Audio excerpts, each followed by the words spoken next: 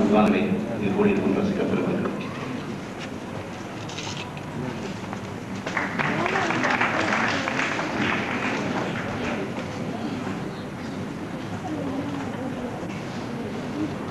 எங்களுடைய அபையின் சார்பில் முதலில் இந்த மாலையை அவர்களுக்கு போட விரும்புகிறேன். பிறகு 2 வார்த்தை முடித்துக் கொள்கிறேன்.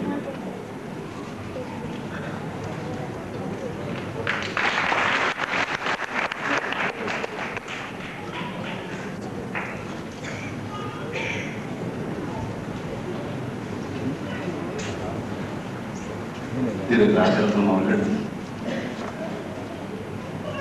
எனக்கு மிகவும் நெருங்கிய நண்பர்.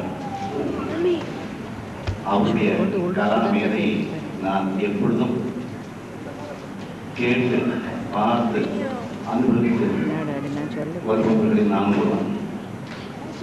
அவருடைய சங்கீதம், அவருடைய நாட்டியம் இரண்டும் ஒன்று போட்டி போட்ட நிலையில் இருக்கும்.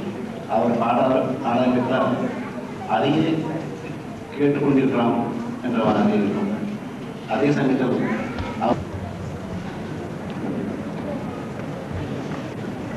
இங்கு திரு ராஜரத்னம் என்னை பிடிவாதமாக அழைத்ததால் வந்தவன். நான் பேசுவார்கள் என்று நினைக்காமல் வந்தவன். என்ன பேசுவது என்று எனக்கு தெரியவில்லை.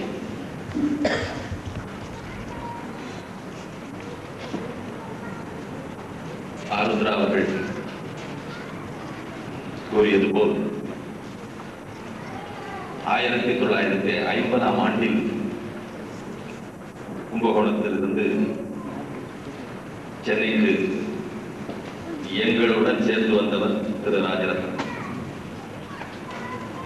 அங்கிருந்து நாங்கள் எல்லாம் ஒன்றாக இணைந்துதான் பழகி இருக்கிறோம். தனித்தனியாக பழகியது கிடையாது. அவர் எனது தந்தையுடன் அநேக பாடல்களை கற்றுக்கொண்டு எனக்கு இன்னும் நன்றாக நினைவிருக்கிறது. கச்சேரிக்கு நாங்கள் சென்றால் என்ன ராஜரத்னம் ஒரு இடைவெளியில பாட்டு பாடு அப்படின்னா போய் யா மொழி என்ன ஆரம்பிச்சுடுவார். அதை நான் மறக்கிறதே இல்லை.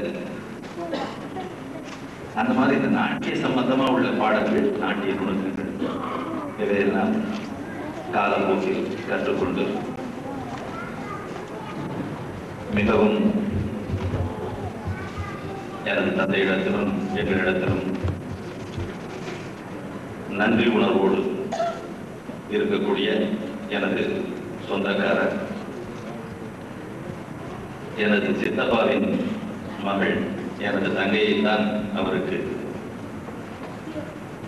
மணமுடித்து வைத்திருக்கிறோம். இதை போன்று இன்னும் பல பட்டங்களை அவர் பெற வேண்டும் என்று நான் இறைவனை வேண்டி வாழ்த்துகின்றேன். வணக்கம்.